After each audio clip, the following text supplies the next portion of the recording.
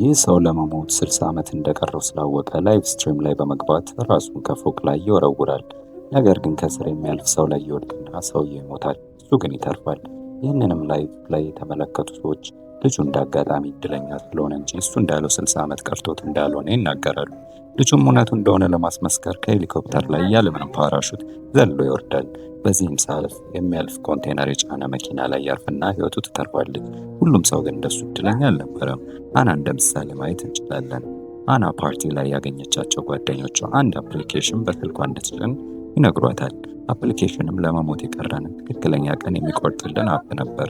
አናም አፕሊኬሽኑን ጭና በምታይበት ሰዓት ለመሞት የቀራት ሰዓት 3 ሰዓት እንደሆነ ያሉ ፓርቲው ላይ ያሉ ሰዎችን በመሳሳቅ ነገርየው አፕሊኬሽን ብቻ እንደሆነና ዝም ብሎ ለመጫጫል እንደነበር ነው ያሰቡት። ፓርቲውም እንዳለቀ አና ወደ ቤት ለመሄድ ፍቅረኛዋ መኪና ውስጥ ትገባለች። ፍቅረኛዋም ሰክሮም ስለነበር መኪናውን እየነዳ መሄድ እንደማይችል ትነግረዋለች። እሱም ገና አላዳመጣትም።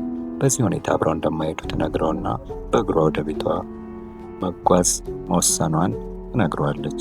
ታዲያ አናም ከመኪና ወርዳ ለመጓዝ ትጀምራለች። ታዲያ ወዲያውም ስልኳ ላይ ቴክስት ገባላትና ከፍታ ስትመለከተውን ፓርቲውን ጭና የነበረው አፕ ህጉን እንደጣሰች ኖቲፊኬሽን ይልክላታል። አፑን ወዲያውኑ ከፍታ ስትመለከት ለመሞት 7 ደቂቃ ብቻ እንዳላት ይነግራታል።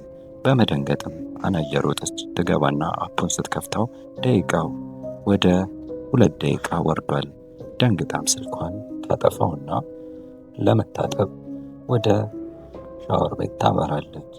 ስልኳንም እንደዘጋችው ስልኳ በራሱ ጊዜ አያበራና መቁጠር ይጀምራል። አንስታ ለመመልከት በምትሞክርበት ሰዓትም የሆነ መንፈስ ይመጣና አናን ይወረውራታል። ቁጥሩ 0 ላይ ሲደርስም አና ህይወቱ አልፎ ነበር። የዛን ቀን ምሽትም የአና ቦይፍሬንድ ፒተር መኪና አደጋ ደርሶበት እሱ ግን ተርፎ ነበር። የሚያስገርመው ፓርት ደግሞ አና ትቀመጥበት በነበረው መቀመጫ በኩል የእንጨቱ ስባሪ ሙሉ በሙሉ ወንበሩን ቀዶ መግባቱ ነው። ይህም አና እንደማትተርፍ አንዱ ምልክት ነበረ። ታዲያ ሞቱን ለመለወጥ ስትሞክር ነው በዛኛውም የሞተችው። ፒተርም ወደ ሆስፒታል ይገባል። ያየውን ዜና ሲያስታውስና የፍቅረኛውን ሞት ሲያስብ አፕሊኬሽኑ ቀልድ እንዳልነበረ ይገነዘባል። ኤሊ የምትባል ነርስም ወደ እርሱ ትመጣና ምን እንደሚፈልግ ትጠይቀዋለች። ፒተርም የተፈጠረውን ነገር በሙሉ ይነግራትና ቀጣይ ቀን ያለውን ሰርጀሪ እንደማያደርግ ይነግራታል። አፑ እየቆጠረ ባለው መሰረትም ፒተር ለመሞት 19 ሰዓት ብቻ እንዳለው ለኤሊ ያሳያትና ሰርጀሪ ሳደርግ ልሞት እችላለሁ ብሎ ፍርሃቱን ይነግራታል። እሷ ግን ትስቅና እንደዚህ የሚባል ነገር እንደሌለና አፕሊኬሽኑ ዝም ብሎ ዘና ለማለት እንደተሰራ ትነግረዋለች። ፒተርም ሳያምናት በዚሁ ተለያዩ። ታዲያ ኤሊም በምሳ ሰዓቷ ያገኘቻቸውን ባልደረቦች ሁሉ ከፒተር ጋር ያወራቸውን በሙሉ ትነግራቸዋለች። ወዲያውኑም ነርሶች አፕሊኬሽኑን ስልካቸውን በማውጣት ስልካቸው ላይ ጭኑታል። በዚህም መሰረት ጆን 53 ዓመት፣ አለቃቸው 57 ዓመት። ኤሊ ግን ስታየው 2 ቀን ለመሞት እንደቀራት ታያለች። በመጀመሪያ ምንም አልመሰላትም ነበር። ቀጣይ ቀናት ላይ ግን ነገሩ እውነት እንዲመስላት ለማመን ትገደዳለች። ይህም የሆነበት ምክንያት ደግሞ ፒተር ቀጣይ ቀን 3 ደቂቃ እንደቀረው ስልኩን ሲያይ ይደነግጥና ከሆስፒታሉ ለመውጣት ይሞክራል። ወዲያውኑ አፕሊኬሽኑ ለፒተር ህግ እንደጣሰ ኖቲፊኬሽን ይልክለታል። ግድግዳው ላይ በተሰቀለው መስታወትም ሲመለከት ከጀርባ የሆነ መንፈስ እንዳለ ዞር ሲልም ምንም ነገር የለም። ወዲያውኑ ይበት የነበረውን መስታወት ይሰበራል። የሆነ ክፍል ውስጥ ገብቶም በሩን ሊቆልፍ ይሞክራል። ነገር ግን ሰከንዱ 0 ላይ ይደርስና ፒተር ወዲያውኑ ህይወቱ ታልፋለች። ታዲያም ከግማሽ ሰዓት በኋላ የፒተር መሞት ሆስፒታል ውስጥ ይሰማል። ኤሊም የዛኔ ነበር አፑ ቀልድ እንዳልሆነ የገባት። ኤሊም ፒተር ወደ ነበረበት ክፍል በመግባት ስልኩን ለመክፈት ሞክራለች። ስልኩም እምቢ ስላላት የፒተር ሬሳ ጋር በመሄድ ስልኩን በፒተር አሻራ ስትከፍተው የፒተር ዴይ 0 ላይ መድረሱን ታያለች። የዛኔ ኤሊ አፑ እውነት እንደሆነ ገባት። ኤሊም በመደናገጥ አባቷ ጋር ትደውልና በዊኬንድ የእናቷን መቃብር ለማየት ይዘውት የነበረውን ቀጠሮ እንደሰረዘችው ለአባቷ ታሳውቀዋለች። ኤሊም ወደ ስራዋ በምትመለስበት ሰዓት አፕሊኬሽኑ ሕጉን እንደጠሰች ኖቲፊኬሽን ይልክላታል። በዛም ቅጽበት ጥቁር ነገር ሲያልፍ ታይና ዞር ብላ ስታይ ግን ክፍል ውስጥ ምንም ነገር የለም። ከኋላም አለቃዋ በእጁ ሲነካት ትደነግጣለች። አለቃዋም ለሆነ ጉዳይ እንደሚፈልጋት ኤሊን ይነግራትና ወደ ቢሮ ያመራል። ኤሊን ለመከተል ወደ አለቃው ቢሮ ትጓዛለች። አለቃዋም መገድ ሊያሰጣት እንደሚችል እየነገራት አብረውን አሁን ይጠይቃታል። እምቢ ትለዋለች። ያስገድዳትም ሲሞክር ገፍትራው ኤሊን ከቢሮው ትወጣለች። ታዲያም ሪፖርት ለማድረግ ኤሊ ወደ ሄድ ነርሷ ስትሄድ ሄድ ነርሷም ስራ ስለነበረባት ሳታዳምጣት ጥላት እሷም ትጓዛለች። ታዲያ ኤሊ የዛን ቀን ምሽት አፕሊኬሽኑን ለማጥፋት መጣር ትጀምራለች። ነገር ግን የሚሆን ነገር አልነበረም። ከዛ ስለ አፕሊኬሽኑ ሰርች በማድረግ ለማየት ሞክራለች። ታዲያ ይህንንም በምታደርግበት ሰዓት ቀደም ብላ ባየናት አና ስለ አና አሟሟት ወሬዎችን ታይና ከብዙ ሰዎችም የዛም ፊልም ተጠቃሚዎች እንደነበሩ ጽፎ ታያለች። ተለጠፉትም ቪዲዮዎች አንዱን ስትከፍተው አንዲት ሴት አፑን የጫነችበት ሰዓት ጀምሮ የሞቱ ጎረቤትና ዘመዶቿ መንፈስ ቤቷ ውስጥ እንደምታይ ተናግራ ወዲያውኑ በሚያስደንቅ ሁኔታ የሆነ ከፊት ለፊት የሚያስፈራ ነገር እንዳየች በሚገመት መልኩ ወዲያው ቪዲዮ ይቋረጣል። ታዲያ ኤሊ ላፕቶፓን አይታ እንደጨረሰች ዝግት በምታደርግበት ሰዓት አንድ መንፈስ ነገር ታያለች።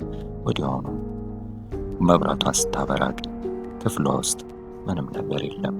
ታዲያ ኤሊ በመደንገጥ ዙሪያውን መቃኘትና ከዚህ ቀደም የሞተው የፒተርን መንፈስ እንዳየችው ትገምታለች። ስልኳንም እየወረወረች በእርግጫም እየረገጠች ለመስበር ትጥራለች፣ አፕሊኬሽኑ እንዲጠፋ በማሰብ ነገር ግን የማይሆን ነገር ነበር። ምክንያቱም አፕሊኬሽኑ ራሱን አብርቶ መቁጠር ይጀምራል። ኤሊም ያደረገችው ቀጣይ ቀን ወደ አፕል ስቶር በመጓዝ አዲስ ስልክ፣ አዲስ ሲም ካርድ መግዛት ነበር። ታዲያ ኤሊም ይህን ካደረገች በኋላ ስልኳ ጋር ምንም አይነት የአፕሊኬሽን አለመኖር ስታረጋግጥ እፎይ ትላለች። ነገር ግን ደስታዋ በዛው አልቀጠለም። አፕሊኬሽኑ ስልኳ ጋር ራሱን ጭኖን ታያዋለች። ኤሊም ደንግጣ ወደ ኦነሩ በመሄድ ምንድነው ይሄ ስትል ትጋፈጣለች። ኦነሩ ግን በግራ በመጋባት ለማጥፋት ይሞክራል። ነገር ግን እምቢ አለው። ተወዛግቦም ስለነበረ ኤሊ ምንም እንደማያውቅ ገምታ ስልኩን ቀምታው ወደ ውጭ ትወጣለች። የኤሊ ድርጊትም ትኩረቱን የሳበ አንድ ወጣት የስቶሩ ባለቤት ጋር በመሄድ የተፈጠረውን ነገር ተመልክቷል። ኤሊ መኪና ውስጥ ትገባና ሰዓቱን መመልከት ትጀምራለች። ታዲያም ወደ ኋላ ለመጓዝ ስትሞክር በኋላ ካሜራዋ አንድ የቆመ ጥቁር መንፈስ ታያለች። ታዲያ ወደ ኋላ ዞራ ስታይ ምንም ነገር የለም። ኤሊ ድጋሚም ለመጓዝ ስትሞክር አንድ ማይታወቅ ነገር ከኋላ መጥቶ ያንቃታል። ታዲያ ኤሊም ራሷን ለመቆጣጠር ስትሞክር ነዳጁን በመርገጧ ፊት ለፊት ያለ መኪና ጋር ታጫለች። ታዲያም ከፊት ለፊት የነበረው መኪና ባለቤትን በመናደድ ከመኪና ይወጣል። ኤሊ ጋር ይጮህባታል፣ እንዲሁም ለመጣላት ይሞክራል። ወዲያውንም ትኩረቱ ታስቦ የነበረው አንድ ወጣት ይመጣና ችግር አትፍጠር፣ ወደ መኪና ተመለስ ሲል ሰውየውን ያስጠነቅቀዋል። ወጣቱ ያለውን ነገር ኤሊ ያሳያታል። እሱም የዛ አፕሊኬሽን ተጠቂ እንደሆነ ይነግራትና ከኤሊ ጋር ይተዋወቃሉ። ማይክ ይባላል። ማይክና ኤሊ ምግብ ቤት ተቀምጠው ስለተፈጠረው ነገር መነጋገር ማውራት ይጀምራሉ። ማይክና ኤሊ ስለ አፕሊኬሽኑ የሚያውቁት ነገር አንድ ዩዘር አግሪመንት እንዳለው ብቻ ነው። ነገር ግን ሁለቱም አግሪመንቱን አላዩትም ነበር።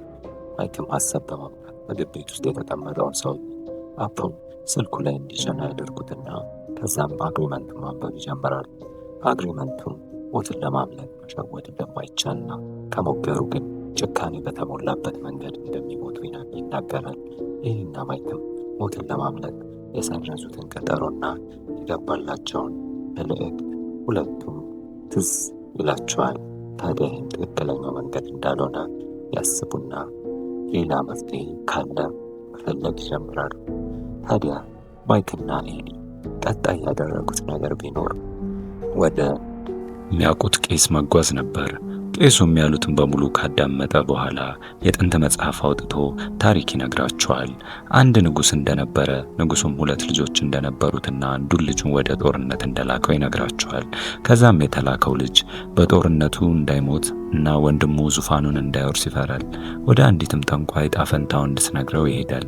ጠንቋያም ጥያቄዋን በቀጥታ ሳትመልስለት አንድ የተጠቀለለ ወረቀት ትሰጠውና ወረቀቱ ጋር የተጻፈውን ነገር ለመቀየር እንዳትሞክር ስትል ታስጠነቅቀዋለች። ልዑሉም ይስማማና የተጻፈውን ሲያነበው ፊቱ ይቀያየራል። ጽሑፉም 3 ቀናት ውስጥ እንደሚሞት ነው የሚናገረው። ጦርነቱ በሚጀመርበት ቀን ማለት ነው።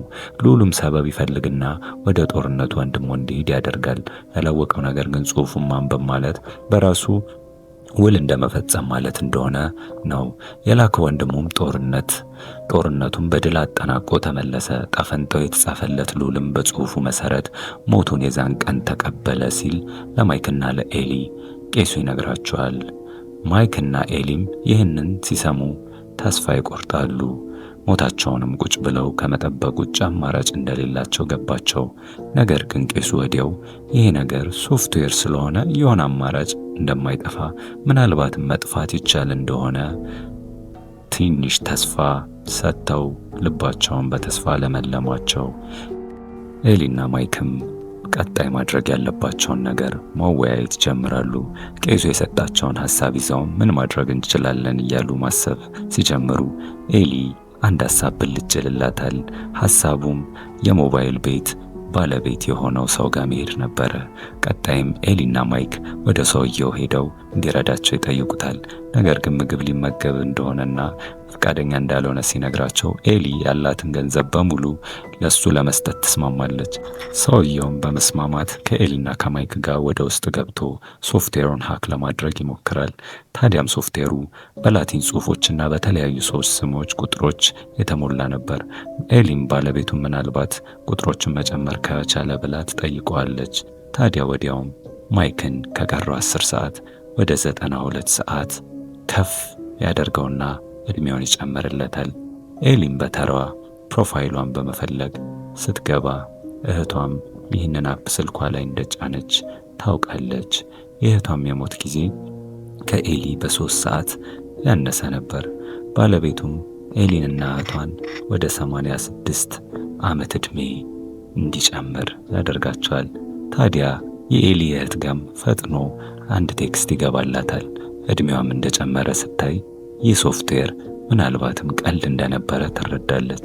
ታዲያ ኤሊና ማይክም ባዩት ነገር ደስ ብሏቸው በሳቅ በጨዋታ በእፎይታ ያርፋሉ። ነገር ግን ማታ ላይ እንደዛ አልቀጠለም። ኤሊ አልጓ ላይ ሆና መንፈራፈርም ትጀምራለች። ማይክ ሮጦም ሲሄድ አንድ መንፈስ እንዳየች ትነግረዋለች። ወዲያውም ስልኳ ወደ ነበረበት እድሜ ተመልሶ ይታያል። እህቷም እንደዛው። ስለዚህ ሞትን መሸወድ እንደማይችሉ ኤሊም ማይክም ያውቃሉ። ወዲያውንም ወደ ቄሱ ይጓዙና የገጠማቸውን ነገር ይነግሩታል። ታዲያ የላቲን ቴክስቱን ሲያይ የሞት እርግማን የሚል ጽሑፍ ትርጓሜን አውጥቶ ይነግራቸዋል። ታዲያ የሞት እርግማን ጽሑፍ እንደሆነ ከተረዳ በኋላ ያ ቄስ መስበር እንደሚቻል፣ ነገር ግን ይህን ለመስበር ወይ ከተሰጣቸው ዕጣ ፈንታ ቀድሞ መሞት ካልሆነም ደግሞ ዘግይቶ መትረፍ፣ አንድ ሰው ይህን ማድረግ ከቻለ በሕይወት መቆየት እንደሚችሉ ያስረዳቸዋል። ታዲያ ግን የማይክ ሰዓት እየደረሰ በመሆኑ የሞት ሰዓቱ እየተቃረበች ስለነበረ ቄሱ አውጥቶ አንድ መስቀል ይሰጠዋል። ወዲያውንም ክብና ኮከብ ምስል ያለው ፔንታግራም ሞት ወደዚህ መግባት አይችልም ሲል ቄሱ ይስልና ወዲያውንም የማይክን ሰዓት መጠባበቅ ይጀምራሉ። ታዲያ ሰዓቱ እየተጠጋ ሲመጣ መብራቱ ራሱ በራሱ ይጠፋል። ወዲያውንም በመደንገጥ ቄሱ መስቀሉን አውጥቶ የሚሆነውን ነገር ይከታተሉ ይጀምራሉ። ወዲያውኑም ከኋላቸው የሚያስፈራ አስደንጋጭ መንፈስ ይመጣባቸዋል። ተደናግጠውም ቄሱ መስቀሉን ወደፊቱ ጠቁመው ሊያመልጥ ሊተርፉ በድንጋጤ ያዩታል። ታዲያም ግን ይህ መንፈስ በስልካቸው ይገለጥና መጀመሪያም ጆሮአቸውን ያውከዋል። ያልተሳካም ነበር። ቀጣይ ግን ያደረገው ነገር ያ መንፈስ ማይክን የሞተ ትንሽ ወንድሙን በመምሰል ይመጣል። ማይክም ይህን መቆጣጠር ስላልቻለ ከፔንታግራሙ ሲወጣ ጎትቶ ያ መንፈስ ወደ ውጭ ያወጣዋል። ታዲያ ኤሊም ተከትላ ማይክን ትሄዳለች። ወዲያውንም ማይክ ደህና እንደሆነ እየነገራት ያለ አንድ መኪና መጥቶ ይገጨዋል። ማይክም በመወርወር ህይወቱ ታልፋለች። ሰዓቱም የዛኔ 00 ላይ ነበር። እህትየውም ደንግጣ ስለነበረ ሼክ እያረገች እየተንቀጠቀጠች ስለነበር ኤሊ ይዛት ወደ ሆስፒታል ትሄዳለች። በዜናውም ላይ የአንድ ባቡር መከስከሱን ይዘገባል። ያ ባቡር ታዲያ ማይክ ሊጓዝበት የነበረው ባቡር ነው። ኤሊም ስታይ ሞትን መሸወድ ቂልነት ብቻ መሆኑ ይገባታል። ታዲያ የዛን ቀንም ሆስፒታል ውስጥ እህቷን ሲንከባከባት የነበረው ዶክተር ከዚህ በፊት ኤሊን ሲያስቸግራት የነበረው ዶክተር ነው። 57 ዓመትም እንዳለው ሲነግራቸው ስለነበር ኤሊ ቄሱ ያላትን በማሰብ ይህን ዶክተር ቀድማ ገላ ካርሱን ለመስበር ትሞክራለች። ታዲያ ዶክተሩንም የፈለገችውና አብራው እንድትሆን ጊዜ ማሳለፍ እንደምትፈልግ እያስመሰለች ትነግረዋለች። አንድም ጉስቁል ወዳለ ቢልዲንግ ውስጥ ትጠራዋለች። ታዲያ ይዛኔም ዶክተሩ ተፈልጋኛለች ብሎ በማሰብ ይመጣል። ታዲያ ኤሊ ግን ከጀርባው ሆና በብረት ትቀጠቅጠዋለች። እሱንም ህይወቱን ለመንጠቅ ትሞክራለች። ነገር ግን የዛኔ ሞት ጊዜው ስላልነበረ ዶክተሩን ጎትቶ ያስመልጠዋል። ታዲያ ኤሊም በመደንገጥ እየተከተለች ለመግደል ትሞክራለች። ነገር ግን ፈጽሞ አልቻለችም። ሞትም አስመለጠው። ታዲያ ይዛኔ እህቷ የቀራት 1 ደቂቃ ብቻ ነበረ። ኤሊም ከሎከር ውስጥ ለዶክተሩ አስባ የነበረውን ሞርፊን የተባለውን መድኃኒት ራሷን ትወጋለች። እቅዷም ቀድማ በመሞት እርግማኑን መስበር ነበር የፈለገችው። ታዲያ ኤሊም ያን መርፌ ራሷን ትወጋለች። ወዲያውንም የልብ ትርቷ ይቆማል። ታዲያ ይህንን ያየ መንፈስ ወዲያውኑ ወደ አቧራና ወደ ብናኝ እየተቀየረ ይጠፋል። እህቷም ህይወቷ ትተርፋለች። ታዲያ እህቷ በጣም አዝና ወደ ሞተችው እህቷ ትሄዳለች። የኤሊ ክንዷ ላይም ናላክዞን መርፌ ውጉኝ የሚልና ይህም መድኃኒት ኤሊ ወሰደችውን ሞርፊን የሚያጠፋው መድኃኒት ነበረ። እህቷም ኤሊ ኪስ ውስጥ ስሪንጅ አግኝታ መድኃኒቱን ትወጋታለች። ከደቂቃ ባነሰ ፍጥነትም ኤሊ ትነቃለች። በስተመጨረሻም ሞት በኤሊ እንደዚህ ተሸወደ። ወዲያውኑም እህቷና ኤሊ በመደሰት ይጠቃቀፋሉ። ያው ሰዓቱ ቢደርስም እንኳን ነገር ግን ሞት አንዴ ተሸውዶ ነበር። ቀጣይ ቀን ጠዋት ኤሊ ከአባቷ ጋር ቀደም ሲል በያዙት ቀጠሮ መሰረት እናታቸው መቃብር ስፍራ ይገኙና ተለያይተው ለመሄድ ሲሞክሩ ታዲያ አንድ ሶፍትዌሩ ድጋሚ አፕዴትድ ብሎ መመለሱን ይነግራታል።